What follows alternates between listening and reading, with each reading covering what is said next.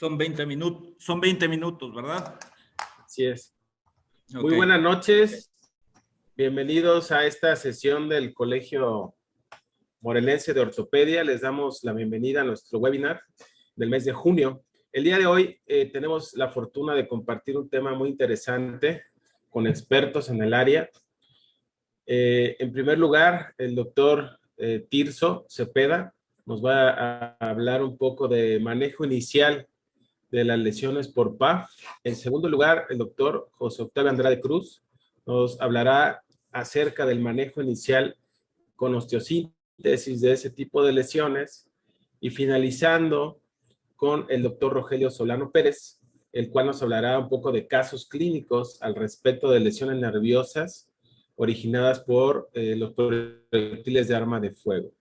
Para ello y para dar inicio a nuestra sesión, nos engalana tener al doctor Leonardo López Almejo, presidente de la Federación Mexicana de Colegios de Ortopedia, el cual nos dará algunas palabras y posteriormente iniciamos con la ponencia del doctor Arturo Tirso Cepeda. Muchas gracias, que disfruten la ponencia. Adelante, Leo. Gracias, muy buenas noches a todos. Los saludo con bastante alegría. Doctor Luis Enrique Pérez Chávez, gracias por el honor de esta invitación. Sin duda, a la vanguardia y al día con los temas importantes que rigen en la ortopedia y la traumatología en nuestro país. Y bueno, saludo también a todos nuestros compañeros del Colegio Morelense de Ortopedia y Traumatología. Les envío un fuerte abrazo, espero que todos se encuentren sanos y también sus familias. Y doy el agradecimiento especial a los profesores de gran calidad, con gran expertise y más hablando de este tema. Desafortunadamente son lesiones que siguen siendo cotidianas ya hoy en día y que más que podamos tener y gozar de la experiencia de profesores en el manejo integral de las lesiones ortopédicas por heridas de arma de fuego. Muchas gracias a todos. Les comento que seguiremos trabajando desde la Federación para seguir modificando, pero sobre todo creando educación médica continua para nuestro país y para América Latina. Muchas gracias a todos, gracias por la invitación. Profesores, gracias, buenas noches, adelante. Hacia adelante, doctor Tirso, por favor. Bienvenidos.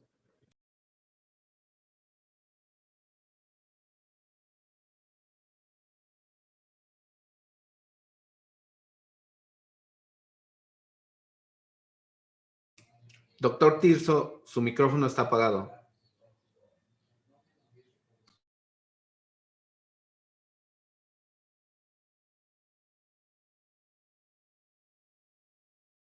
Ya. Creo que hay un problema técnico, pero ya está. ¿Me escuchan ahí? Sí, perfecto, doctor. Adelante. Muy bien. Vamos a platicar sobre el manejo inicial ortopédico de las lesiones por proyectil de arma de fuego. Nosotros, bueno, en mi caso específico, como médico militar, siempre estuvimos relacionados directamente, igual que nuestros amigos que están en hospitales civiles, el manejo de las heridas por arma de fuego. En el caso de nosotros, tuvimos un adiestramiento específico sobre lo que es la cirugía de guerra. Tuvimos un año de una materia específica que hablaba sobre las heridas de guerra. Vamos a platicar un poquito para entender con quién estamos hablando, cuál es nuestro enemigo, el problema específico por las lesiones de arma de fuego, que es un problema real. Cada día tenemos más casos en el medio civil, no nada más en el medio militar. Existen múltiples tipos de lesiones por arma de fuego. Es importante conocer un poco de balística. Las armas de fuego son todas las que conocemos, puede ser pistolas, rifles, escopetas, incluso granadas. Hemos tenido desafortunadamente que atender casos de lesiones por arma de fuego que también son las granadas de mano o incluso hasta lanzacohetes. Hemos tenido, junto con el doctor Andrade, hemos atendido pacientes con lesiones realmente graves. Tuve la oportunidad de trabajar con él en Cuernavaca, Morelos, y bueno, pues vamos a hablar un poquito de lo que producen los proyectiles por arma de fuego, que al entrar en contacto con el tejido pueden realizar múltiples lesiones y tienen diferentes características. Mucho depende de la balística es la rama de la física que estudia las características de los proyectiles en movimiento y sus efectos en los tejidos impactados. También puede definirse como una ciencia que estudia el movimiento de un proyectil de arma de fuego durante su viaje a través del cañón del arma, durante su trayectoria y finalmente los daños que producen, que es el motivo de interés de esta conferencia. Vemos heridas que pueden ser únicamente sencillas o lesiones realmente graves como la que estamos viendo, que es una herida real de un paciente con una herida por proyectil de arma de fuego. Tenemos también pacientes que pueden tener lesiones no tan graves y la balística se considera balística interna cuando es en el arma propiamente, balística externa cuando va en su trayecto y la balística terminal, que son los efectos finales que produce el arma, que pueden ser muy severos, muy amplios.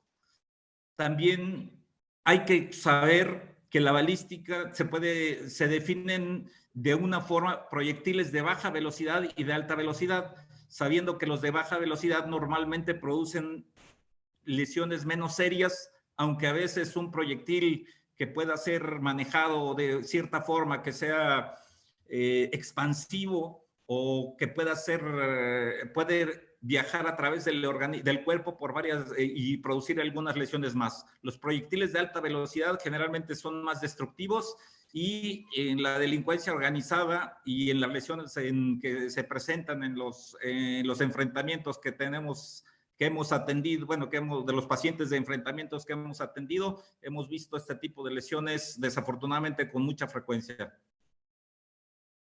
La bala, que es el proyectil, puede ser de diferentes formas.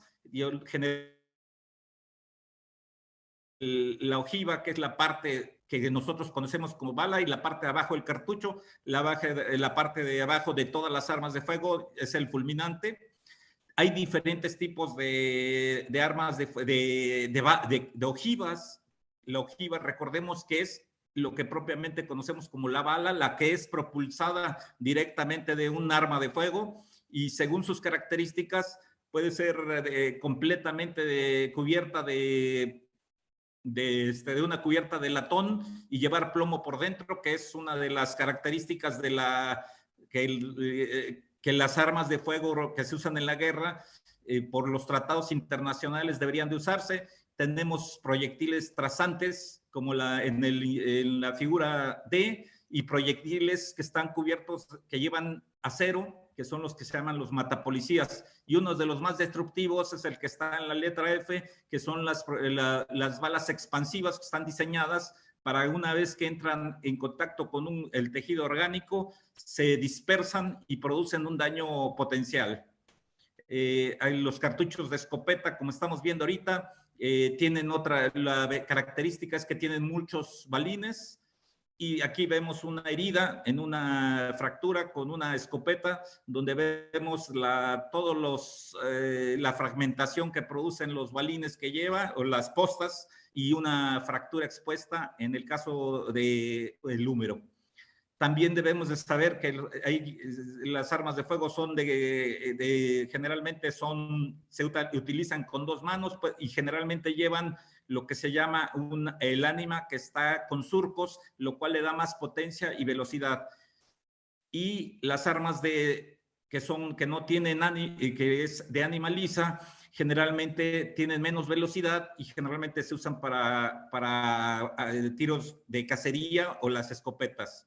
Aquí vemos una herida por una escopeta en la región glútea.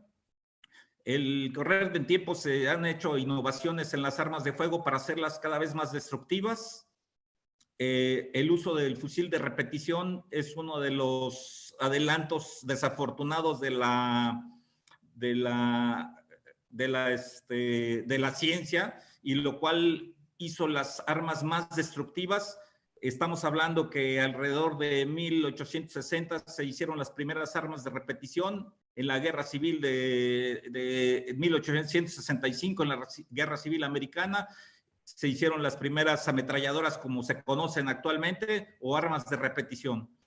También las armas largas son cualquiera que se tenga que usar con 2 manos. Las armas cortas son las pistolas y se pueden clasificar de acuerdo al tamaño. Si son mayores de 30 centímetros se conocen como pistolas, y las armas que miden más de 30 centímetros se conocen como carabinas, escopetas, ametralladoras o un rifle de caza puede ser un ejemplo. La modalidad de disparo puede ser tiro a tiro, puede ser semiautomática o puede ser de repetición, que es el caso clásico de las ametralladoras, de las cuales son las más destructivas y de las que vemos frecuentemente, sobre todo por la delincuencia organizada y en el caso de cirugía de guerra. La modalidad de disparo ya habíamos platicado, que pueden ser tiro a tiro, automáticas o semiautomáticas. Las automáticas son las que mantienen oprimida el disparador y sale una ráfaga. Mientras lo mantengamos oprimido, va a salir una ráfaga y tiro a tiro tenemos que hacer el disparo nosotros. Aquí vemos el tipo de bala, también es muy importante, el tipo de cartucho, porque pueden ser como que es, por ejemplo, de una pistola calibre 45, este es de un arma clásica de uso militar, una AR-15, una cuerno de chivo o un fusil de los que usa normalmente el ejército.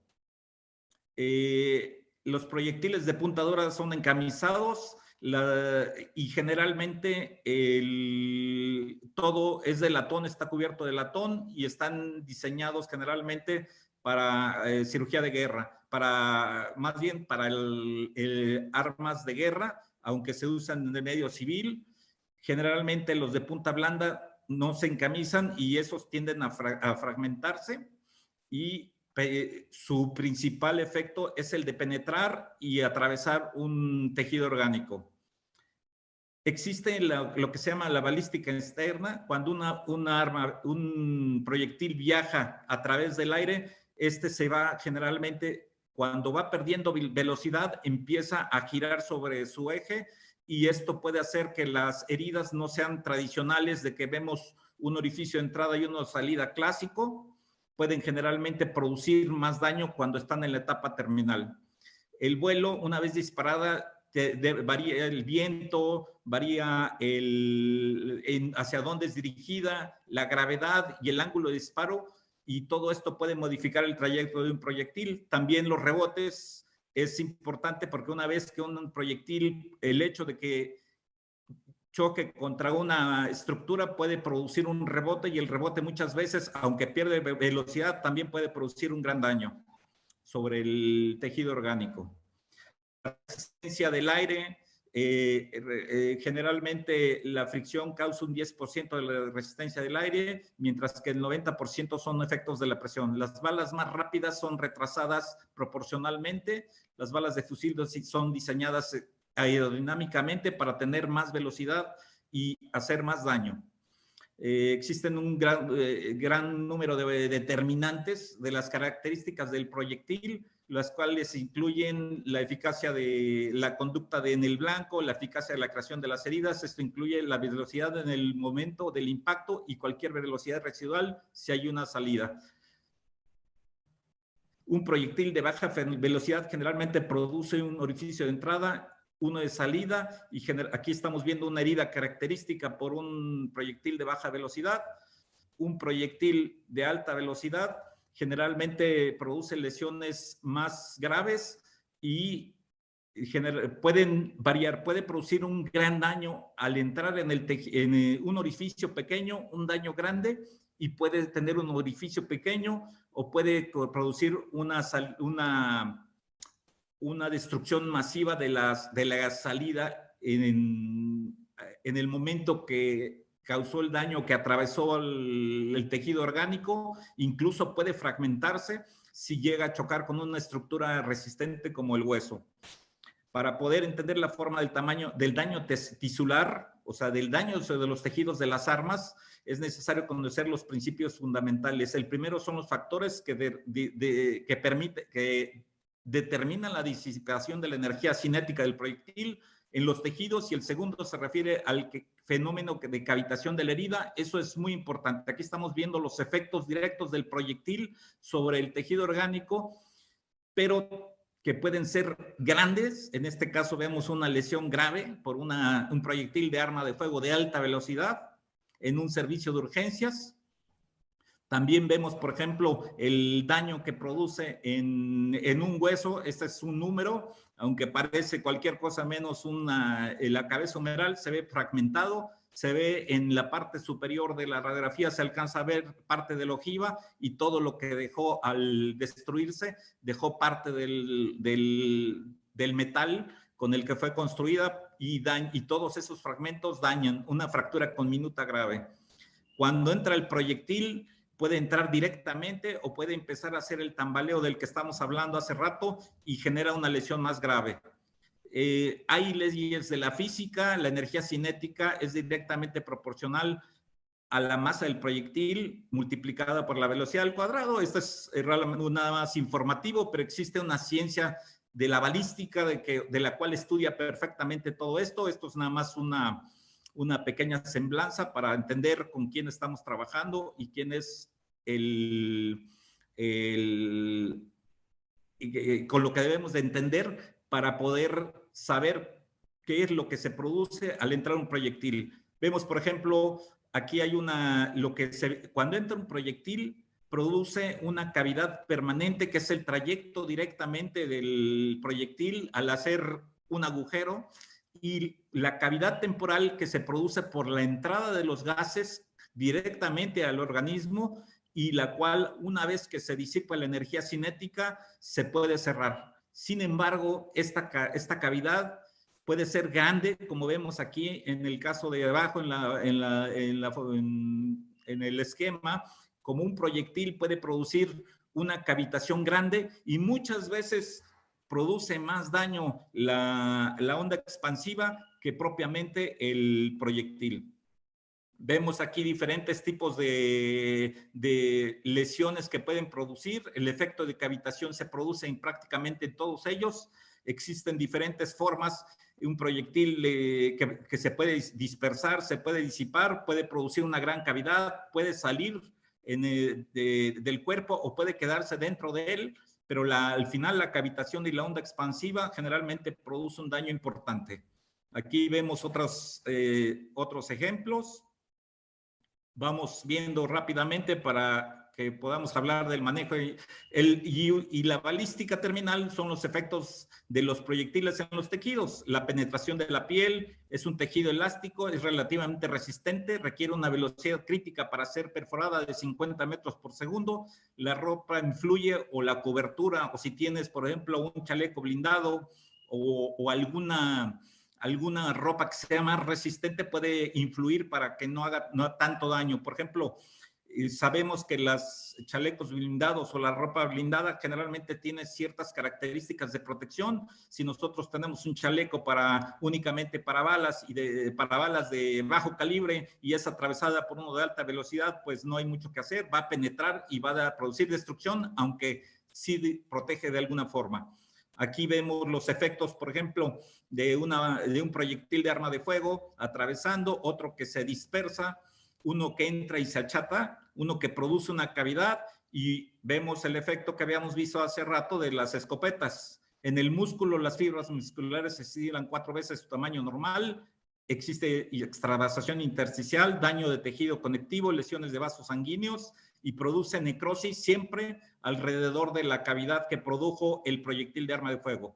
Aquí vemos en este otro esquema muy parecido de cómo atraviesa en sedal y cómo puede chocar, fragmentar y producir una fragmentación importante, una fractura expuesta con minuta del hueso. El efecto del hueso, pues ya lo vemos, depende de la energía cinética, necesita una velocidad de unos 65 metros por segundo para fracturar y puede producir múltiples daños y se libera una gran energía y unas lesiones graves que las vamos a ver un poquito más adelante. Los vasos sanguíneos no necesitan necesariamente ser tocados para ser dañados, únicamente con el puro hecho de que la onda expansiva esté cerca de ellos puede producir una lesión de la íntima o de las capas externas del vaso sanguíneo, produciendo una lesión importante. Los nervios también pueden ser dañados, ahorita va a haber una plática sobre eso, pero una lesión directa o la onda expansiva puede producir una lesión nerviosa. La respuesta hemodinámica es muy variable, pero generalmente se produce vasoconstricción, puede haber posteriormente vasodilatación, puede haber una respuesta a una hemorragia sanguínea y puede tener diferentes características.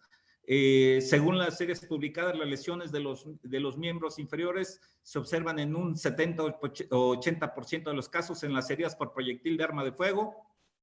El conocimiento de la balística interna y externa y terminal es importante saberla para poder entender con qué estamos trabajando. Vamos a hablar rápidamente del tratamiento inicial de las heridas por proyectil de arma de fuego. De acuerdo con la información más reciente de la Organización Mundial de la Salud, 9 personas cada minuto mueren por un acto de violencia, 5.8 millones de personas de todas las edades de grupos económicos mueren cada año por lesiones no intencionales y también en actos de violencia. Existe es importante para nosotros que sepamos que existe un pico trimodal según el ATLS. Ustedes saben, es un curso del manejo inicial de un paciente con lesiones graves, politraumatizados, pero lo aplicamos y se aplica en muchos hospitales para tratar a los pacientes graves y pacientes con heridas por proyectil de arma de fuego. El primer pico de mortalidad ocurre en los primeros minutos de la lesión, que puede ser una lesión encefálica, atravesar la médula espinal, una herida una ruptura aórtica por el proyectil de arma de fuego, un neumotórax a tensión producido por una herida por proyectil de arma de fuego. El segundo pico ocurre unos minutos o varias horas después de sufrir la lesión. Aquí es muy importante tenemos que dar la atención primaria inicial, tratando al paciente como cualquier paciente que tuviera una lesión grave, porque podemos tener una herida muy pequeña y aparentemente sin ninguna trascendencia, pensamos que no tiene nada y el paciente puede tener una hemorragia interna, puede tener una lesión sobre una arteria y el paciente, si no muere, puede perder una extremidad al no detectar este tipo de lesiones. El tercer pico ocurre ya en el posoperatorio, varias semanas después, por las secuelas que puede tener la lesión por arma de fuego. El ATS fue desarrollado después de un accidente aéreo hace muchos años. Un ortopedista que fue el que se estrelló en su avión, sus hijos fueron atendidos y desafortunadamente no había protocolos hospitalarios que dieran una guía para poder hacer una atención ordenada y sincronizada, y eso ocasionó el fallecimiento de 2 de sus 3 hijos. Tenemos también que lo más importante es tratar primero las amenazas que pueden poner en peligro la vida. La falta de un diagnóstico definitivo no es tan importante. Lo primero es dar la atención primaria al paciente y una vez de eso nos podemos enfocar a atender las lesiones secundarias. Proteger la vía aérea de la columna cervical, eso se aplica en todos los pacientes lesionados. En el caso específico de las lesiones de arma de fuego, todos los pacientes deben de tener una buena respiración, tenemos que ponerles oxígeno, tienen que tener líquidos parenterales, vigilar déficit neurológico o circulatorio en el caso específico del manejo ortopédico. Hay que desvestir al paciente y hay que revisar todas las heridas. Hace rato vimos un paciente que tuvo múltiples heridas por proyectil de arma de fuego, las cuales cualquiera de estas puede producir una herida mortal o puede complicarse y dar más complicaciones o darnos una hemorragia masiva que pueda terminar con la vida del paciente. Aquí vemos una herida simple, aparentemente no tiene problema. Este paciente por dentro tuvo una fractura expuesta, y aparte de eso tuvo una lesión arterial. Posteriormente se tuvo que hacer un tratamiento por cirugía cardiovascular para tratar de hacer la anastomosis y ponerle un bypass para no perder la extremidad. La fase prehospitalaria es importante. Si nosotros nos avisan que va a llegar un paciente con una herida por proyectil de arma de fuego y estamos en el servicio de urgencias, tratar de que nos den un poco más de información, qué tan mal viene, si tenemos la capacidad en nuestro hospital para atender al paciente o no tenemos la capacidad para atenderlo. Hay que tener una sala de choque, tenemos que tener un equipo adecuado, debe haber un servicio de urgencias eficiente, tenemos que tener enfermería, un servicio de enfermería, rayos X, y tenemos que tener cuando menos lo más básico para poder atender un paciente. No se puede atender un paciente con una herida por proyectil de arma de fuego en cualquier lado. Debemos de tratar de que llegue al lugar adecuado para evitar que este paciente se pueda complicar y pueda perder la vida. La columna cervical siempre es protegida en el caso de los pacientes traumatizados, incluso en los pacientes con heridas proyectil de arma de fuego. Generalmente cuando reciben una herida en la extremidad pueden caer, pueden perder el conocimiento. Hay que tratarlos como cualquier paciente que sea politraumatizado. Hay que cuidarles el cuello aunque no tengan una lesión en ese lugar. La vía aérea siempre permeable. En el caso específico de un paciente que esté inconsciente, pues hay que tratar de tener el equipo necesario por si hubiera necesidad de tener una intubación. Todos los pacientes con lesiones de arma de fuego deben de tener oxígeno independientemente del tipo de lesión. Eso mejora la posibilidad de que el paciente tenga menos complicaciones. El control definitivo de la hemorragia es esencial. Nosotros, si nos percatamos que tiene una hemorragia activa, tenemos que hacer presión sobre la herida, ver si realmente es nada más por la fractura misma o realmente hay una lesión arterial. Es una de las fallas más importantes que vemos en pacientes por heridas por proyectil de arma de fuego. A veces nos concentramos nada más en la herida y no vemos al paciente como un todo, y hemos tratado pacientes que tuvieron una fractura pero tuvieron una lesión arterial. A los 2 o 3 días se percatan que el paciente está con una isquemia importante a las 24, 48 horas y se tiene que amputar una extremidad porque no se detectó a tiempo una lesión arterial. El sistema musculoesquelético debe ser inspeccionado, debemos desnudar al paciente, revisarlo de todas partes, voltearlo de espaldas, ver si no tiene orificios de salida o de entrada, sobre todo cuando el paciente está inconsciente o recibió varios impactos por arma de fuego. Recordar el consentimiento informado siempre que sea posible del paciente o del familiar, porque todos estos pacientes llegan con problemas legales y a veces nosotros, si no hacemos esto, que aparentemente no es trascendente, puede ser, podemos tener problemas por no hacer las cosas bien y al rato el paciente no busca quién se la hizo, sino quién se la pague, y eso es muy frecuente. Nos acusan de que no tratamos bien al paciente, que no se le hizo lo adecuado, cuando realmente sí lo hicimos. Recordar siempre hacer el consentimiento informado. Por otra parte, todas las heridas por arma de fuego deben considerarse que son evidencia forense y todas este tipo de heridas se deben de informar al Ministerio Público y juntar toda la evidencia que podamos, toda la historia clínica, si tenemos un proyectil, sacarlo, si hay alguna otra cosa que el paciente traiga, un arma, algo, inmediatamente ponerlo a disposición del Ministerio Público para que lo integre a la averiguación, y nosotros debemos de deslindarnos de esa responsabilidad y entregar lo que sea una prueba para una investigación directamente a lo que sería al Ministerio Público. Examinar al paciente, ya lo habíamos platicado, un monitoreo, registrar la reanimación si fuera necesario, una sala de urgencias completa.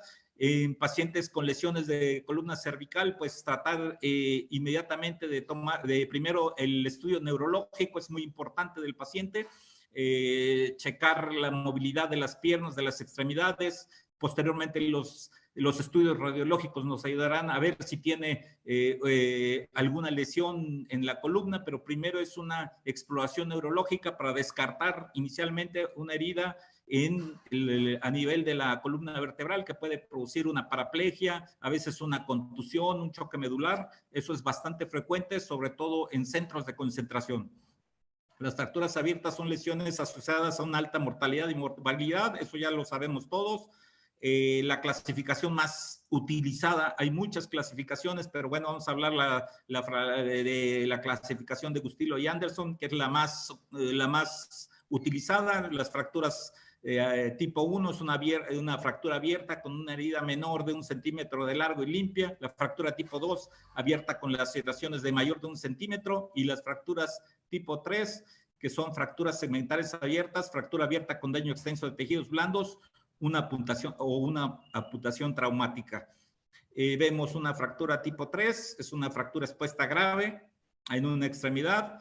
Esta sabemos que está dividida en 3 subtipos, que son cobertura adecuada de tejidos blandos, un hueso fracturado, a pesar de la laceración o colgajo extenso de tejidos blandos, traumatismos de alta, generalmente por traumatismos de alta energía, independientemente del tamaño de la herida. Lesión extensa de tejidos blandos, desprendimiento perióstico, óseo, y la tipo 3 es casi una amputación y generalmente a punto de ser una amputación. El manejo inicial, un desbridamiento rápido en el servicio de urgencias para evitar que se complique más la herida y después se verá, una vez que estemos con los estudios necesarios, se determinará qué sigue. La profilaxis antitetánica, eso depende de si es una lesión, por ejemplo, ¿qué es lo que vemos? Que en el campo de pronto hay un enfrentamiento del ejército, las policías, contra delincuencia organizada, llegan los heridos y generalmente son en áreas rurales, llegan con nosotros,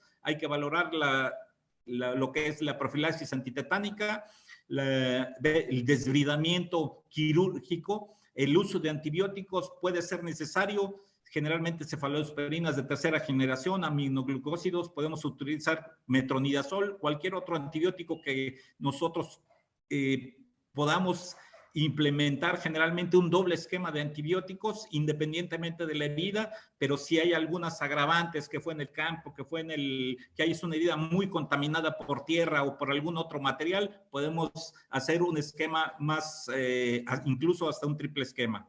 El desbridamiento de la herida inicial en quirófano, el manejo, a veces es muy común que en urgencias tengamos un quirófano y podemos hacer una limpieza quirúrgica un poquito más amplia, sin necesidad de hacer un tratamiento definitivo. Ya esto lo hablaremos un poquito más adelante.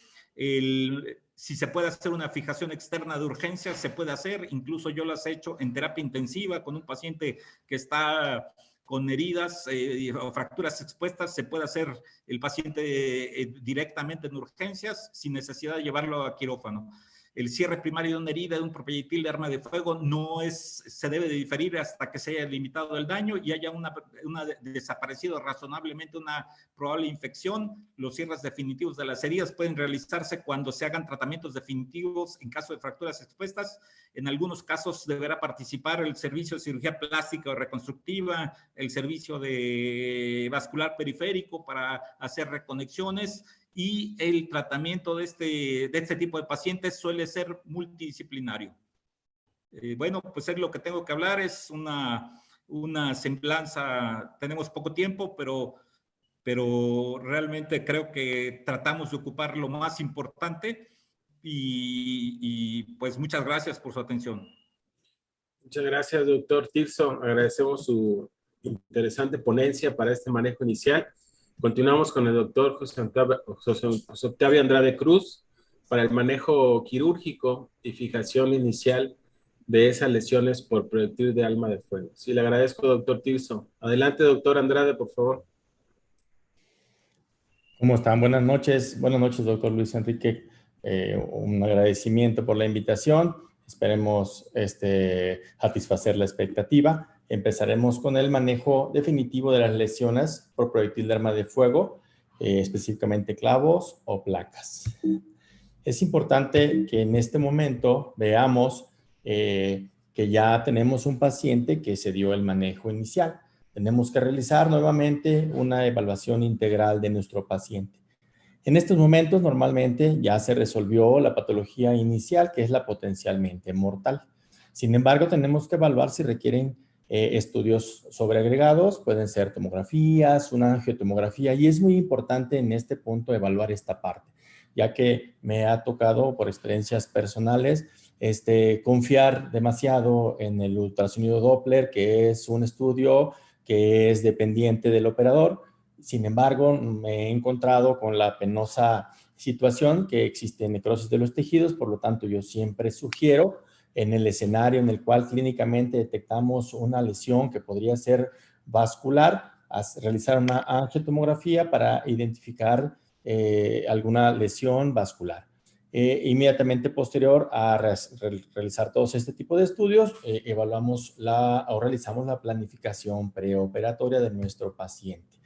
Tenemos que recordar algunos puntos importantes, ¿no? Dentro de los factores propios del paciente que nos dan un mal pronóstico, identificamos primeramente la edad, que es en el paciente mayor de 60 años, tenemos un periósteo más fibroso, normalmente hay una disminución de proteínas morfogenéticas, lo cual disminuye la formación del callo. Puede existir un problema metabólico que a final de cuentas nos produce una pérdida de la reducción de nuestra cirugía. También evaluar bien la diabetes. Una diabetes mal controlada es contraproducente, ya que afecta la vascularidad de la zona de por sí ya lastimada por el proyectil de arma de fuego. De la misma manera, identificar al paciente que efectivamente tiene un buen control metabólico, que normalmente no tiene mayor riesgo. También tenemos que evaluar al paciente que tiene antecedente de tabaquismo, ya que presenta una vasoconstricción generalizada, y evaluamos normalmente con más de 10 cigarrillos al día, existe el riesgo. El alcoholismo también influye, más de 1000 mililitros al día, tiene mucha repercusión en la curación de nuestra lesión ósea. También actualmente evaluar el índice de masa corporal es importante, ya que los que tienen más de 40 de IMC también tienen un poquito más de riesgo. Es importante en el paciente evaluar su estado nutricional. En el paciente con proyectil de arma de fuego, sobre todo en aquellos que tienen una lesión abdominal, generalmente presentan una hipoproteinemia caracterizada bioquímicamente con disminución de la albúmina. Es muy importante valorar esta parte, ya que la cicatrización se afecta mucho en los pacientes con estas características. Importante también verificar el uso de los AINES de manera crónica o de opoides. Dentro de las características propias de la fractura, el mecanismo de lesión, que en este caso es un proyectil de arma de fuego, existe un daño muy importante a los tejidos blandos o al tejido vascular. Existe conminución de los fragmentos, una separación importante de los mismos, que es en detrimento de la formación, de la curación del hueso en relación a la formación de un callo. Siendo muy honestos y sinceros, quizá el factor que más afecta es el mismo proceso quirúrgico, ya que en un intento de lograr una estabilización correcta, tendemos a hacer una disección exagerada de los fragmentos. En los pacientes que se requieren, obviamente les va muy bien, pero en el paciente que no es indicativo una disección exagerada, el hecho de elevar demasiado el periósteo, de dañar la vascularidad, puede retrasar o incluso evitar la curación de nuestro hueso. Es importante entonces buscar una reducción quirúrgica que sea atraumática y lograr una fijación estable en la mejor posición posible. Y esto es muy importante, ya que la gran mayoría de las lesiones por proyectil de arma de fuego son en la zona diaficiaria, generalmente en el fémur, después en la tibia. Debemos recordar algunas partes importantes de la curación ósea, y esto es para realizar la correcta decisión del manejo que se va a realizar. Recordemos que hay una curación que es fisiológica, que se sucede cuando realizamos un manejo conservador de las lesiones. Igual encontramos la curación con callo, que se realiza o se logra cuando tenemos un movimiento controlado del foco de fractura. Es lo que denominamos como una estabilidad relativa. Y normalmente se logra con implantes como el clavo centromedular, la fijación externa o una placa puente con técnica de mínima invasión. Es importante saber que la fijación para lograr estabilidad relativa es la de elección para este tipo de lesiones multifragmentarias diaficiarias con trazos inestables. También existe la curación sin callo, que se logra solo en el 2% de las fracturas diaficiarias y normalmente requiere la realización de una reducción anatómica de la diáfisis. Esto requiere muchas veces la excesiva disección quirúrgica y lograr colocar un tornillo de compresión con disminución de la movilidad en el trazo de fractura, que en muchas ocasiones es contraproducente. Es importante que realizar la cobertura de los tejidos blandos dentro de los primeros días, ya que al ser una fractura expuesta, obviamente hay exposición de tejidos, puede ser tendones o músculos, incluso el tejido óseo, y si nuestra decisión quirúrgica va a ser colocar una placa, requerimos forzosamente cobertura de la región lastimada. No es indispensable, recuerdo los estudios, realizar cultivos para la toma de injertos o para realizar colgajos. Incluso es recomendable que contemos en nuestro equipo con un cirujano plástico reconstructor o bien con un cirujano ortopedista entrenado para realizar ese tipo de procedimientos, ya que eso facilita y favorece la curación de nuestra lesión.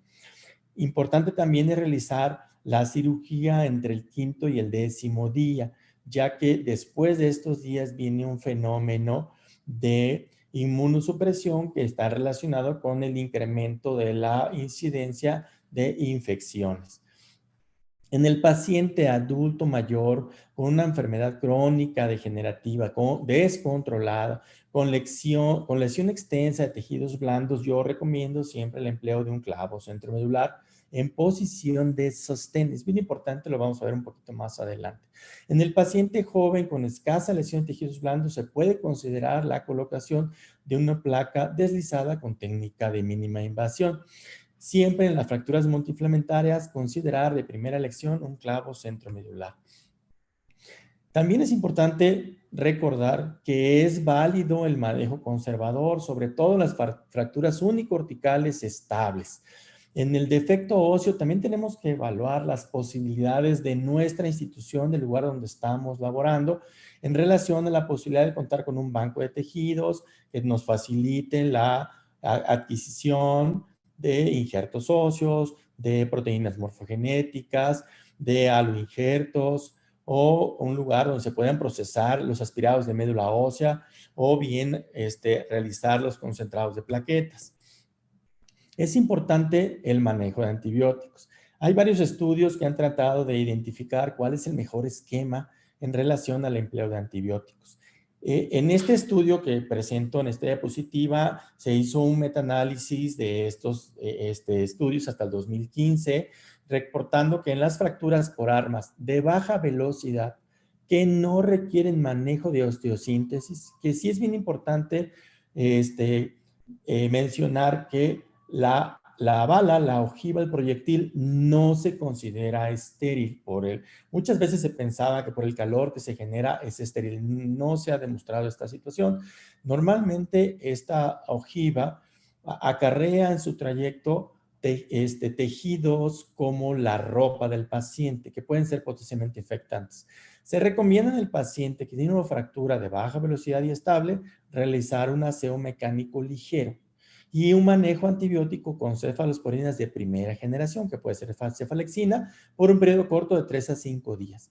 Si el paciente requiere un manejo quirúrgico con osteosíntesis, entonces una cefalosporina de primera generación intravenoso por un periodo corto es recomendable. En relación a las lesiones que acompañan a la fractura con afecciones de tractos, ya sea respiratorio, urinario, digestivo, en ese momento sí se recomienda un antibiótico de amplio espectro, que puede ser meropenem, linezolid, tazobactam, en relación a las existencias y en este caso y en relación a la necesidad del manejo multidisciplinario, apoyarse del servicio de infectología o de cirugía general. En las fracturas por armas de alta velocidad, hay muchos esquemas de tratamiento. Realmente en este estudio no se pudo identificar una recomendación específica que se fuera basada en una guía de práctica clínica o con una evidencia de recomendación suficiente para poder establecerla. Se recomienda una cefalosporina de primera generación más un aminoglucósido o bien penicilina cristalina más aminoglucósido. Y pasando al tema de los casos clínicos que presento el día de hoy, encontramos el primero. La mayoría de ellos son de militares en el activo, toda vez que pues pertenecía al ejército y es donde más vi este tipo de pacientes. Este militar es un joven que durante sus actividades de seguridad es lesionado con un arma de baja velocidad a corta distancia. No presenta lesión vascular y se clasifica como una Gastilo Anderson 3A con una AO 32 B3C. En esta imagen vemos la fractura, no hay contacto cortical, la ojiva, o menos las esquirlas de esta ojiva están en su posición, aparentemente se mantiene en su posición, está estable. En la imagen lateral también se ve la misma situación y se decide el manejo con un clavo centromedular por vía retrógrada con un bloqueo en sostén. En este caso podemos ver el bloqueo en sostén tanto proximal como distal. Y con el paso del tiempo vemos el proceso de consolidación que se da por una estabilidad relativa. Este otro caso es un militar en el activo, es un agredido en un enfrentamiento. En el hospital donde lo atienden primera vez le realizan una limpieza quirúrgica y estabilización temporal y se envía al Hospital Central Militar para su tratamiento definitivo. En este caso no hay lesión vascular, tampoco hay lesión neurológica, se clasifica una vez más como Gustilo Anderson 3A con una AO 32B3B. Y vemos una imagen parecida a la anterior, con una multifragmentación de la diáfisis en la unión con la metáfisis. Vemos que se logra un poco la alineación anatómica y de carga de la extremidad con un fijador externo. Se procede nuevamente a colocar un clavo por vía retrógrada. Yo normalmente evalúo el sitio de fractura en relación al istmo del fémur en este caso. Si la fractura es por debajo del istmo, prefiero una vía retrógrada y si es por encima del istmo, una anterógrada. Hay un estudio muy interesante en el que evalúan las complicaciones de ambas vías y no se ha determinado que exista una diferencia estadísticamente significativa en relación a la consolidación o al proceso infeccioso por una u otra vía. Y poco a poco vemos cómo va el proceso de consolidación. Normalmente tardamos de 6 a 9 meses, en algunos casos hasta 12 meses. Es importante mencionar en este momento que el personal militar es un personal bastante diferente en relación a las necesidades físicas. Los militares están obligados a los 6 meses a hacerse una evaluación clínica para determinar si pueden o no continuar con el servicio activo de las armas. Y esto es una situación que siempre nos ha complicado porque nuestros pacientes con lesiones por proyectil de arma de fuego, pues normalmente tardan bastante más de ese tiempo. Entonces, siempre estamos tratando de que el militar se recupere lo más rápido posible. En este caso, en el siguiente caso, es una paciente joven, civil, femenina, que se encontraba cenando en el municipio de Naucalpan, que es un municipio bastante peligroso en la Ciudad de México, bueno, en el área conurbada, y fue lesionada por una bala perdida. Aparentemente es un arma de alta velocidad. Retomando un poquito la plática de mi maestro, el doctor Tirso, las armas de alta velocidad, muy categóricamente las nombran como las que son por arriba, por debajo de 600 metros por segundo, ya sea 762, 556, 9 milímetros, etc. Bueno, en este caso aparentemente fue por un arma de alta velocidad. Ella presenta una hipoestesia en la cara anterolateral de la pierna izquierda y el dorso del pie. Tiene una limitación leve para la dorsiflexión. No quise meterme mucho en este tema porque, bueno, el maestro Solano nos va a apoyar con esto. Y se le realizó posterior a la cirugía una electromiografía. Posterior fue un mes después con una neuropraxia del ciático popliteo externo. Bueno, tenemos esta imagen de una reconstrucción tridimensional del fémur proximal donde vemos la gran combinación que produjo esta fractura. Se operó dentro de las primeras 12 horas de su lesión y realizándose una cirugía con un clavo con fijación al cuello femoral. Es un clavo tipo TFN y me hubiese gustado contar en ese momento con un poco de injerto para poder colocar en la cara lateral del fémur y poder permitir la osteoconducción a ese nivel, pero bueno, no fue posible. Sin embargo, la paciente recupera, la paciente es autosuficiente, sin embargo, presenta una lesión neurológica que después tuvo que ser reparada por cirugía reconstructora. Este caso también es un masculino, es un civil, este es asaltado en su domicilio particular. Aparentemente fue una escopeta la que lo lesionó. Presenta un defecto óseo en la tibia distal y requiere rotaciones de colgajos. En este caso, vemos un paciente, se le colocó una placa. Fue una placa deslizada, sin embargo, obviamente la placa se colocó a través del orificio que se presentó. Vemos en esta imagen el colgajo que se le tuvo que realizar en esta zona, apoyando siempre con el servicio de cirugía plástica. Este caso es un caso muy especial, es un militar en el activo, fue lesionado fue el único sobreviviente de una emboscada. Él tuvo que arrojarse al vacío para poder salvarse y había presentado una lesión por las esquirlas de una granada de fragmentación en la rodilla derecha. Tuvo múltiples cirugías de limpieza quirúrgica por una infección de tejidos blandos y osteomielitis. Se manejó siempre con fijador externo y con sesiones de cámara hiperbárica. Tuvo más de 100 sesiones, sin embargo, se suspendieron porque presentó crisis convulsiva, ya que es una de las complicaciones que se presentan en este tipo de manejos, y tuvo una secuela funcional importante de rodilla y está pendiente de artroplastía. Como podemos evidenciar, hay una lesión muy importante, multifragmentaria de la tibia proximal. Hace imposible prácticamente colocar un sistema de fijación interna y se manejó solo con la artrodistracción, con el fijador externo, que en un inicio pues fue multiplanar y después se fue cambiando a monoplanar y después se retira. Presenta consolidación del foco de fractura y actualmente tiene una limitación funcional con una flexión a 45 grados y un dolor en la escala visual análoga de 3. Está pendiente de una cirugía de reconstrucción con artroplastía de la rodilla. Este otro caso clínico es un masculino militar en activo. Es secuestrado. Se escapa de sus captores y aproximadamente desde una camioneta a 30 metros de distancia le disparan con un arma de alta velocidad. No presenta lesión vascular ni neurológica. Cuando los captores se dan cuenta de que es un militar en el activo y que no era la persona a la que querían secuestrar, pues lo dejan ahí al lado de la carretera. Y este paciente presenta pérdida del estado de conciencia porque hubo un sangrado importante, un choque hipovolémico. Sin embargo, lo encuentran, lo mandan a su hospital de zona, le hacen una limpieza.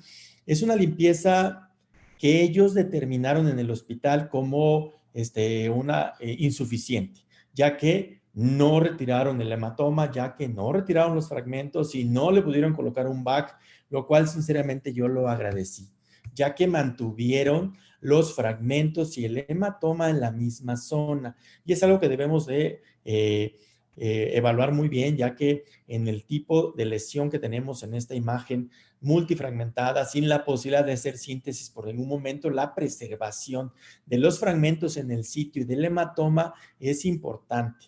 En cuanto lo recibimos, le realizamos una síntesis con un clavo retrógrado en posición en sostén y preservamos los fragmentos óseos y los fragmentos y el hematoma. Y logramos una consolidación al término de 12 meses de tratamiento y reincorporarlo a sus actividades de forma normal. Este otro paciente es un militar en el activo, o sea, sufre un asalto en el transporte público que cada vez es mucho más frecuente. Es una lesión por arma de baja velocidad. Hay una fractura de la tuberosidad de la tibia con pérdida parcial del tendón. Se cataloga como Gustilo Anderson 3A.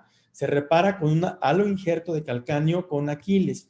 En este caso, vemos la colocación del el bloque de calcáneo.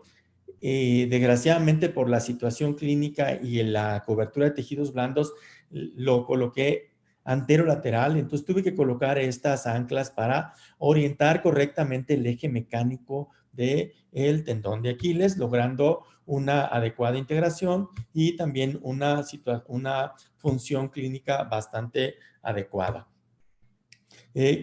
Como para llevar a casa tenemos las siguientes recomendaciones. Primero pues requerimos una mejor clasificación de las fracturas por proyectil de arma de fuego, pues porque todas las clasificamos como 3A y realmente es una clasificación muy pobre porque hay una lesión demasiado grande de tejidos blandos, neurológicos, vasculares, etcétera, que no nos permite utilizar solo la clasificación para determinar el tratamiento a seguir. necesario realizar un manejo multidisciplinario para este manejo, ya que el paciente tiene múltiples lesiones. Debemos valorar correctamente nuestro paciente desde el punto de vista clínico, bioquímico y de imagen para realizar una cirugía con el menor daño a los tejidos blandos. Es importante maximizar el empleo de la estabilidad relativa para mejorar los resultados de nuestros pacientes con este tipo de lesiones.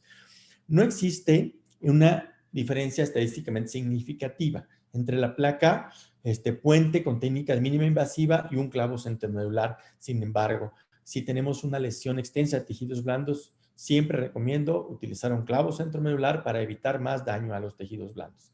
La fijación externa siempre es una opción para el manejo temporal e incluso definitivo de este tipo de lesiones. Y no olvidar nunca el tratamiento conservador como una verdadera posibilidad en pacientes estables. Yo les agradezco mucho su atención y seguiremos pendientes en caso de que hubiese preguntas. Muchas gracias. Muchas gracias, doctor Andrade. Agradecemos mucho su experiencia en ese tipo de manejo de pacientes. Vamos a pasar al siguiente bloque. Nos hace favor el doctor Rogelio Josué Solano Pérez de presentarnos casos clínicos en esta área de la cual él es experto en reparación de lesiones nerviosas. Y bueno, pues vamos a ver algunos casos que nos ha preparado el doctor relacionados a heridas por proyectil de arma de fuego y lesiones nerviosas. Y manejo inicial y manejo definitivo. Muchas gracias, doctor. Muy buenas noches. Ya estamos, ¿verdad? Con la presentación. Bueno, pues agradezco la invitación al Colegio Morelense de Ortopedia y Traumatología, al doctor Luis Enrique Pérez Chávez por honrarme con su invitación a participar en esta sesión. También agradezco el apoyo en la difusión académica al presidente de la FENACOT, al doctor Leonardo López Almejo, pero en especial agradezco la presencia de todos ustedes a esta sesión. Entonces, bueno, revisaremos el manejo de las lesiones específicamente nerviosas por heridas por proyectil de arma de fuego. ¿Sí? Empezaremos con un poco de epidemiología. Tal vez estas estadísticas, tal vez no sean las únicas, pero sí considero que puedan ser las más recientes. Hicimos una revisión de casos del 2016 a 2021 en lo que está empezando a hacer el servicio de cirugía de plexo braquial nervio periférico del Hospital de Ortopedia de Magdalena de las Salinas, donde actualmente laboro. De todos los pacientes que captamos en este periodo, encontramos que casi el 6% correspondían a lesiones nerviosas secundarias a una herida por proyectil de arma de fuego.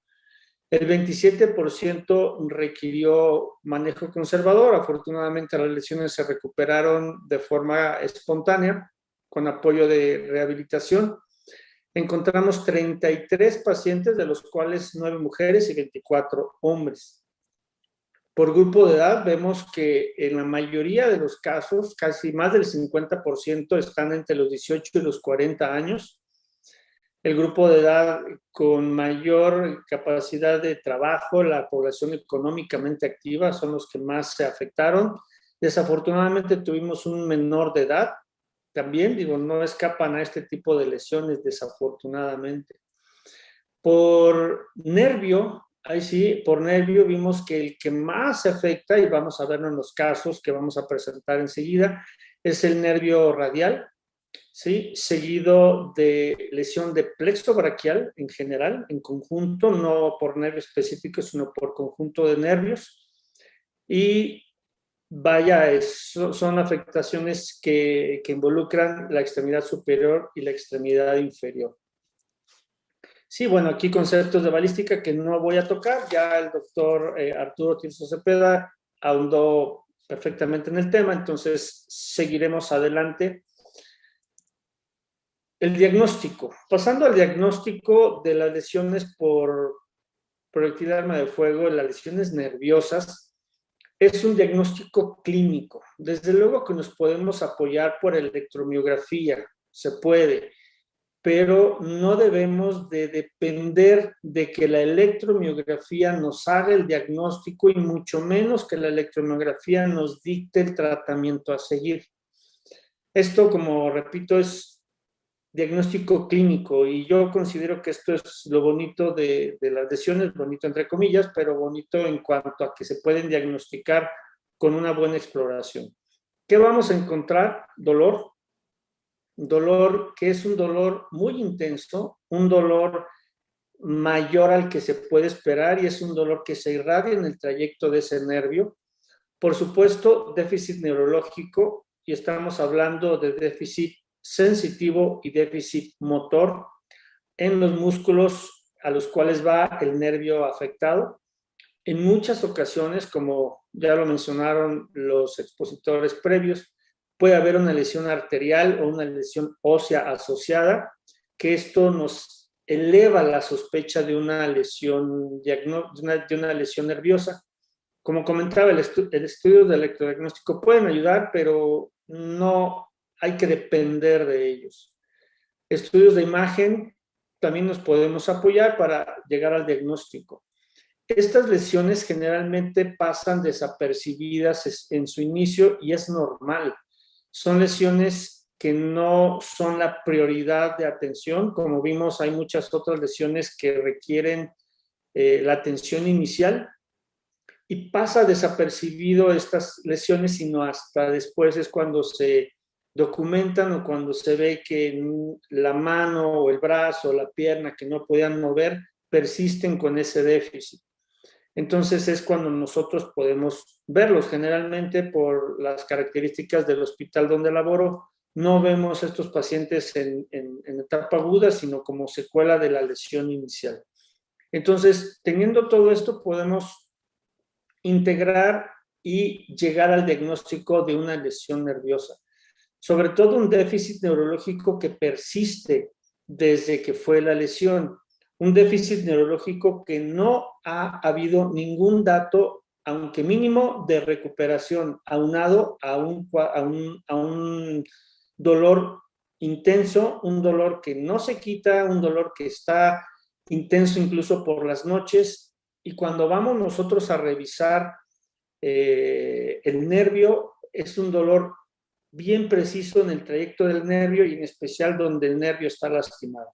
Es un calambre que se despierta al momento en que hacemos una percusión, se despierta un túnel muy intenso y muy específico.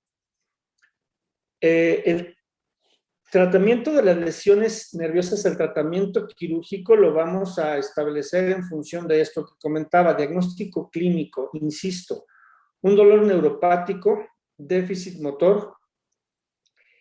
Heridas por objeto punzocortante son indicaciones para poder realizar un manejo quirúrgico.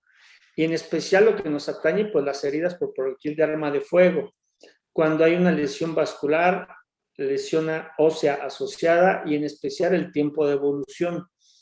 Siempre esperamos que en la siguiente cita el paciente mejore, que en la siguiente consulta el paciente tenga una recuperación, que con el manejo de rehabilitación mejore y así nos seguimos. Nos seguimos esperando que algún día el paciente tenga una recuperación espontánea con rehabilitación, pero tenemos que marcar un tiempo límite, no podemos estar esperando eternamente a que exista mejoría. El tiempo recomendado es entre el cuarto y el quinto mes. Si entre el cuarto y el quinto mes de haber sucedido la lesión no hay una recuperación funcional o indicios de recuperación funcional, esto quiere decir que es un nervio que está dañado de manera severa y que requiere atención, que requiere intervención. Entonces, en especial si se asocia a un dolor neuropático, que hemos visto pacientes que están manejados hasta con 4 medicamentos, incluso tramadol, gabapentina, imipramina, amitriptilina, paracetamol, etcétera, y el dolor de estar en una escala del 1 al 10 mejora a un 8, un 9 sin que se quite. Como les comentaba, entonces, y el nivel de lesión. Esto es algo bien importante porque podemos con la exploración física, la exploración clínica, podemos saber hacia dónde se encuentra la lesión, el nivel de lesión, para poder nosotros enfocar y encauzar nuestro manejo quirúrgico. Una vez que decidimos que el paciente requiere un tratamiento quirúrgico, pues hay que explorar, desde luego, hay que revisar en dónde está el nervio, hay que revisar la lesión, si bien es cierto, ya la sospechamos, pero al hacer la exploración tenemos ya el cuadro completo y visión directa de la severidad de la lesión. Y teniendo ya expuesto el nervio, podemos hacer una combinación de estos tratamientos. Podemos hacer una liberación o también neurolisis. Recordemos que el término neurolisis tiene dos significados en el diccionario de medicina, de términos médicos. Uno es acabar con el nervio o matar el nervio, y el otro es la liberación de adherencias o de fibrosis en las cuales se encuentra envuelto el nervio. Eso es lo que nosotros hacemos, una neurolisis. Podemos hacer una reconstrucción del nervio, podemos hacer transferencias nerviosas o una combinación de todo esto. Para explicarme mejor, vamos a revisar los casos clínicos de pacientes con lesión nerviosa por herida por proyectil de arma de fuego. Este es el caso de una paciente femenina de 19 años. Ella le tocó una bala perdida con esta lesión, tuvo una fractura por herida por proyectil de arma de fuego con lesión nerviosa. La lesión nerviosa es importante documentarla si fue antes o después de la cirugía, digo, puede suceder desafortunadamente, pero ella tuvo la lesión al momento de la herida por proyectil de arma de fuego. Fue manejada de manera quirúrgica con estos resultados. La fractura terminó consolidando, sin embargo, acudió con nosotros al tener cerca de 5 meses de evolución con el déficit neurológico que pueden apreciar. Recordemos, el nervio radial es extensor, extiende codo, extiende muñeca, extiende dedos y extiende pulgar. De tal forma, y además, ella tenía, completando el cuadro, dolor neuropático que se desencadenaba al darle percusión fina, discreta, leve sobre el trayecto del nervio radial. Hicimos la exploración, encontramos esto. Hacia arriba en el surgiloop blanco tenemos el extremo proximal del nervio radial. En el surgiloop rojo tenemos el extremo distal del nervio radial, una solución de continuidad entre los dos segmentos, de tal forma que se hace una regularización de los extremos, de los cabos, así como cuando se hace una pseudoartrosis que se busca un hueso sangrante. De igual forma el nervio se hacen resecciones en la técnica de rebanada de pastel. Esto se va haciendo una pequeña corte, una pequeña rebanada en el nervio, se ve si hay un sangrado y que no exista la presencia de tejido fibroso, de neuroma, hasta encontrar los fascículos, los axones de un extremo y de otro. ¿Qué es lo que hacemos en este caso? Bueno, hacemos una reconstrucción con injerto del nervio sural. El nervio sural es un nervio sensitivo que tomamos en la parte posterior del tobillo, de tal forma que el paciente no va a perder la movilidad del tobillo, que esa es una pregunta que frecuentemente nos hacen. No hay problema, va a quedar con hipoestesias abajo del malleolo lateral, pero a cambio de eso, ¿qué? Buscamos reconstruir y recuperar la función del nervio radial. Esta es la misma paciente a los 9 y 12 meses de evolución. Esta es la recuperación clásica de un nervio radial. Primero vamos a ver la recuperación de la extensión de la muñeca, después vamos a ver la extensión de los 3 últimos dedos y al final vamos a ver la recuperación cerca del año de la extensión del índice y del pulgar. ¿Sí? Así que si vamos a explorar un nervio radial, la recuperación, la última prueba que le tendríamos que hacer es la extensión del pulgar. Primero hay que ver que tenga extensión de muñeca. Este es otro caso, otro paciente que fue agredido por terceras personas. Tuvo algo así como 12 impactos de bala. Hubo que hacerle una laparotomía exploratoria, una esplenectomía. Estos son los impactos en el costado derecho. Este es el brazo donde tuvo varias heridas en sedal. Tuvo una fractura expuesta del tercer metacarpiano de la otra mano, y en este brazo, estos eran los orificios de entrada y de salida. Él no tuvo lesión ósea, pero él llegó con nosotros con este déficit neurológico, que ya es familiar, y él tenía esta venda por el dolor intenso que presentaba. Él no toleraba el roce de la sábana, si salía quería que no le pegara el aire, porque se despertaba un dolor intenso en todo el brazo, pero en especial entre el primero y segundo dedos, es donde llega la rama sensitiva del radial, una rama terminal del nervio radial, por lo que decidimos realizar el manejo quirúrgico. Entramos con la idea de hacer la exploración, y esto fue lo que encontramos. Hacia abajo en su pantalla es el hombro, hacia arriba está la mano, y encontramos el nervio radial íntegro, ¿sí? Eso sí, envuelto en abundante fibrosis, por lo cual hicimos la revisión del nervio, la neurolisis que les comentaba, ¿sí? Con la rama sensitiva, la rama para el extensor carpi radialis brevis, la rama del interóseo posterior. Durante la cirugía hicimos una neuroestimulación precisamente para ver la funcionalidad, porque a veces no hay una funcionalidad adecuada a pesar de estar íntegro. Vimos que había contracción, vimos que había respuesta al estímulo, por lo cual no hicimos ninguna reconstrucción, solamente la liberación hasta encontrar tejido sano hacia proximal y tejido sano hacia distal. Todos estos pacientes se les complementa el tratamiento con rehabilitación, con terapia física para estimular la recuperación. Este es nuestro paciente a los 5 meses arriba y a los 8 meses abajo de la cirugía. Ya no tiene la venda, ya no tiene ningún tipo de dolor neuropático, de estar tomando 3 medicamentos, uno de ellos opiáceo. Dejó de tomar, solamente toma paracetamol 2 o 3 veces a la semana, según molestias, pero tenemos una adecuada recuperación, corroborando lo que habíamos visto de la integridad del nervio. Este es otro paciente que le tocó también la bala perdida. Bueno, así llegan con nosotros, ¿no? Que todas las balas son perdidas. Tuvo esta fractura. Desgraciadamente no cuento con la radiografía preoperatoria, pero esta es la radiografía del control postoperatorio, una reducción con placa y tornillos. Este es el orificio de entrada, que es de anterior a posterior y de lateral hacia medial.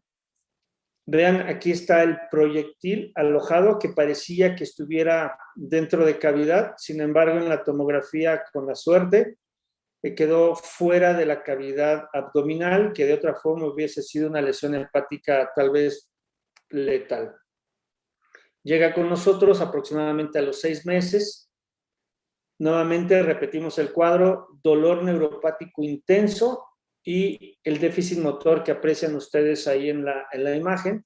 Siempre hacemos la exploración comparativa para evidenciar precisamente el déficit neurológico que pudiera haber. No hay extensión de muñeca, no hay extensión de dedos, no hay extensión de pulgar. Déficit neurológico que no ha recuperado, dolor neuropático que tampoco ha mejorado. Consideramos entonces candidato a hacer el manejo quirúrgico, hacemos la exploración y encontramos este escenario. Hacemos el mismo abordaje que hicieron en la cirugía de la reducción con fijación con placa, un abordaje posterior. Para nosotros es el mejor porque es donde mejor se expone el nervio cuando se trata de una lesión a nivel del canal de torsión. Y encontramos esto, ¿sí? Aquí está el extremo proximal del nervio radial, el extremo distal del nervio radial y una solución de continuidad con la formación de un gran neuroma. ¿Qué es lo que hacemos? Nuevamente les comento, hacemos la resección, ¿sí? Para tener bordes nítidos, bordes sangrantes, pero en especial bordes sanos. Eso nos va a hablar de que el nervio se encuentra sano y que podemos hacer la reconstrucción. Hacemos nuevamente la toma de injerto del nervio sural. El nervio sural en calibre es mucho más delgado que el nervio radial a este nivel, por lo cual tenemos que utilizar varios segmentos para equiparar o igualar el calibre del nervio radial. Utilizamos tres tramos de injerto. Estos se suturan con nylon 9 ceros. Se tienen que suturar sin tensión. Un nervio no se puede suturar con tensión porque está condenado al fracaso. Entonces se toman injertos con suficiente holgura para que al momento en que el paciente mueva el brazo, no se estiren, no se rompan, no se zafen las reparaciones, y entonces esto haga que fracase nuestra cirugía. Dejamos al paciente con todos estos pacientes, los inmovilizamos 3 semanas. Después de esas 3 semanas retiramos puntos. A esas 3 semanas ya está cicatrizada las neuritizaciones que hacemos. Después de 3 semanas los enviamos para iniciar el manejo posoperatorio con fisiatría. Y esta es la imagen al año de evolución, ya con recuperación de la dorsiflexión de la muñeca, dorsiflexión de los dedos, y ahí se alcanza a ver, ya no tiene el pulgar en abducción, sino ya presenta mejor funcionalidad de toda la mano. Y algo muy importante, insisto, la disminución del dolor neuropático. Este es un caso muy especial. Ella estaba en la calle, iba con su hijo, y de repente escucharon unas detonaciones que no sabían si eran cohetes o balas. Ella decidió agacharse para abrazar a su hijo y protegerlo, y le entró un proyectil, sintió un impacto en la parte posterior de la axila. El proyectil salió por la parte anterior de la axila, entró en sedal. No hubo lesión ósea, pero sí presentó lesión vascular. Ella tuvo una lesión de la arteria axilar. El manejo de urgencia fue oportuno. Ella llegó con choque hipovolémico, fue atendida, le hicieron la reconstrucción vascular y llegó con nosotros a los 2 meses de evolución con este déficit neurológico. Voy a poner nuevamente el video para ejemplificar. Ella tenía movimiento de hombro sin ningún problema. No había alteración en el deltoides, en el axilar ni en el supraescapular. Sin embargo, aquí le estoy pidiendo que flexione el codo. No hay flexión del codo contra gravedad. Ese movimiento que está haciendo es un tanto confuso, porque pudiera parecer que es flexión de codo, pero no es una flexión de codo real. La flexión de codo, recordemos, tiene que ser con la mano en supinación para que entonces se active y funcione el braquial anterior y el bíceps. Ella lo hacía un tanto ayudándose con la gravedad. Al estar lesionado el nervio radial a nivel de la axila, el nervio radial manda las primeras ramas hacia el del tríceps, saliendo precisamente de la axila. Ella tenía un tríceps muy débil. Ella no tenía no vencía gravedad, no tenía resistencia, y si está lastimado el axilar, si está lastimado el radial a nivel de la axila, va a estar lesionado y perdida la función de ahí hacia distal. Entonces tampoco tenía extensión de muñeca, extensión de dedos. Le realizamos la exploración quirúrgica y encontramos esto. Abundante fibrosis, hacia arriba está la axila. Esto que ven aquí es la arteria y la vena donde se había hecho la reparación vascular. Encontramos el nervio radial saliendo de la axila y siguiendo su trayecto hacia posterior. En la diapositiva de la derecha es un acercamiento, es la misma toma, nada más es un acercamiento del nervio axilar. Como no podíamos entrar a toda la fibrosis y sobre todo afectar la reparación vascular, entonces decidimos hacer el corte. Hicimos el corte de los 2 extremos y puenteamos o injertamos estos 2. Nuevamente, nuestro más socorrido es el injerto de nervio sural. hacemos la reconstrucción. Aquí fueron también 3 tramos de nervio sural. Para el nervio musculocutáneo, que también estaba afectado, por ende no podía hacer la flexión del codo, recurrimos a hacer una transferencia nerviosa. Quisimos encontrarlo para hacer la reparación también término terminal, pero la abundante fibrosis era imposible. Este es el tríceps, este es la porción larga del bíceps, de tal forma que aprovechamos esto que ven aquí, es el nervio mediano, tomamos un fascículo del nervio mediano, un fascículo extrínseco, esto es un fascículo que no va a la mano, sino va al antebrazo, principalmente al palmar mayor y al flexor superficial de los dedos. Tomamos ese fascículo y lo conectamos a la rama del músculo cutáneo que va al bíceps. Esta es una transferencia de Oberlin para darle función precisamente al bíceps.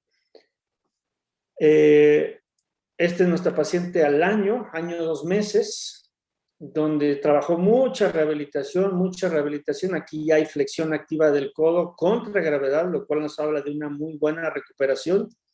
¿Sí? La muñeca también está prácticamente recuperada, flexión de codo, tríceps, que como les comentaba, no tenía tríceps, ¿sí? Y el sitio del abordaje en una región muy complicada, la región axilar, pero pues valió la pena todo el esfuerzo con esta paciente. Entonces, nuevamente, el diagnóstico es diagnóstico clínico. ¿Nos podemos apoyar con electromiografía? Sí, nos podemos apoyar, pero la electromiografía no nos va a decir cuándo operar, si hay que operar, si hay que seguir con manejo conservador. Esto es un criterio clínico en función al déficit motor, como les comentaba, déficit sensitivo, dolor neuropático. Imaginen ustedes si alguien ha tenido algún dolor de muela. Bueno, es un dolor de muela, pero traspolado hacia el brazo o hacia la pierna. Es un dolor intenso, es un dolor que incluso les ha hecho pensar en suicidarse. La paciente que vimos, ella cayó en una depresión bastante severa que incluso llegó a pensar en quitarse la vida. Cuando hay lesiones asociadas también, ¿sí? Ya sea vascular o la lesión ósea, es candidato a todos los pacientes que reúnen estas características, son candidatos a realizar una exploración y dependiendo de lo que encontremos, bueno, tenemos nuestro menú de opciones, podemos hacer reconstrucción, transferencias nerviosas o la neurolisis. Eso sería todo. Muchísimas gracias a todos por su atención. Muchas gracias, doctor, por su excelente ponencia. No sé si tengan alguna aportación más el doctor Andrade, el doctor Tirso. ¿Alguna pregunta al doctor Solano? Muy interesante, doctor Solano. También habíamos tenido oportunidad de... No sé si me escuchan. Sí, ¿verdad? Muy bajito. Ok. Tratar algunas lesiones nerviosas y estoy de acuerdo con usted, realmente el diagnóstico es clínico, es frecuente que se puedan pasar desapercibidas, a veces el trauma es tan grande que no nos percatamos a tiempo de que puede tener alguna lesión, sino algunos días después, y considero que, como usted comenta, es importante hacer el diagnóstico de edad tempranamente. El estudio de velocidades de neuroconducción realmente no sirve. Inicialmente puede ayudarnos, unos 2 semanas después puede ayudarnos, o 2 o 3 semanas después de la lesión sí puede ser algo que nos puede ayudar, pero inicialmente realmente no tiene ningún valor. Realmente es clínico el diagnóstico, las velocidades de neuroconducción o la electroneuromiografía realmente no nos sirven para el diagnóstico de lesiones nerviosas y el diagnóstico es 100% clínico. Sí, de acuerdo, doctor, de acuerdo. La electromiografía, hay muchos que sí dependen y yo he visto que es como que la conducta, pero ya en la práctica estar viendo este tipo de lesiones, la electromiografía en muchas ocasiones hasta retrasa porque en lo que le hacen la cita, en lo que lo ven, en lo que lo interpretan, depende también quién haga el estudio. Hemos visto electromiografías que se acercan mucho al diagnóstico clínico, incluso al diagnóstico quirúrgico, y también hemos visto electromiografías que confunden más que informar, ¿no? Entonces, sí, la recomendación, diagnóstico clínico. Excelente. Muchas gracias, doctor Solano. Doctor Andrade, ¿algo más que quiera agregar sobre su ponencia? Algo que nos quiera dejar muy claro para ese manejo inicial. Veo el tema de los clavos en las lesiones por PAF, que usted lo maneja de manera, bueno, aparte de excelente, como muy protocolizada. Mira, sí, es importante disminuir la lesión de tejidos blandos y bueno, en este caso que me tocó abordar el manejo definitivo, pues me concreté a esto. Sin embargo, quisiera solamente comentar que es recomendable que la persona que realice el abordaje inicial sea una persona que tenga mucha experiencia, porque al menos en el Hospital Central Militar y manejo inicial muchas veces se le permitía a participar al personal de formación, a los residentes, y muchos de ellos no tenían la capacidad de la toma de decisiones inicial para poder realizar este tipo de cirugía, sobre todo en relación a qué solución utilizar para la limpieza, a qué sistema utilizar, si con baja presión, si con alta presión, si con alguna solución especial, etc. Bueno, entonces es importante que si es posible que el manejo inicial lo realice la persona que va a realizar el manejo definitivo también, porque debe ser una persona muy experimentada para poder observar las lesiones, determinar hasta qué punto es necesario hacer un desbridamiento y sobre todo preparar la zona ya para el manejo definitivo. Esa es algo importante. Ahora, en el caso personal, pues yo privilegio siempre el manejo con el clavo centromedular para disminuir las lesiones sobreagregadas. He tenido buenos resultados y es el manejo preferente. Sí, siempre protocolizarlo, siempre es importante evaluar de manera integral al paciente. Por supuesto, también hemos tenido la necesidad de incluir en ese tipo de manejos a un gran número de pacientes, radiólogos intervencionistas, cirugía vascular, cirugía reconstructora, neurocirugía, cirugía general, etc. Es un manejo bastante complejo y cada paciente es un reto diferente, no hay uno igual a otro. Y para llevar a casa solamente eso, que tratar de que sea una persona con mucha experiencia la que realice el manejo inicial y ya con la idea de cómo va a ser su manejo definitivo. Muchas gracias, doctor. Pues sin duda un tema muy interesante, como decían, multidisciplinario, desde el manejo inicial que nos comentaba el doctor Tirso, hasta el manejo con nuestra síntesis y la resolución de las complicaciones que vimos al final con los casos clínicos. Agradezco mucho a los ponentes haber aceptado la invitación, muchas gracias.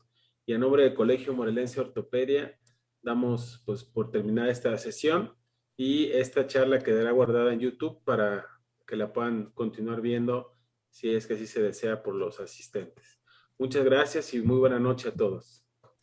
Gracias, doctor. Gracias. Hasta luego. Hasta luego, buenas noches. Un placer. Buenas noches. Gracias.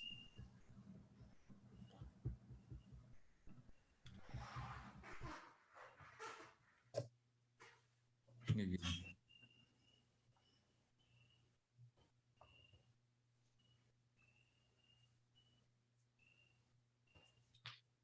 Gracias, muchas gracias, doctores, por haber aceptado la invitación.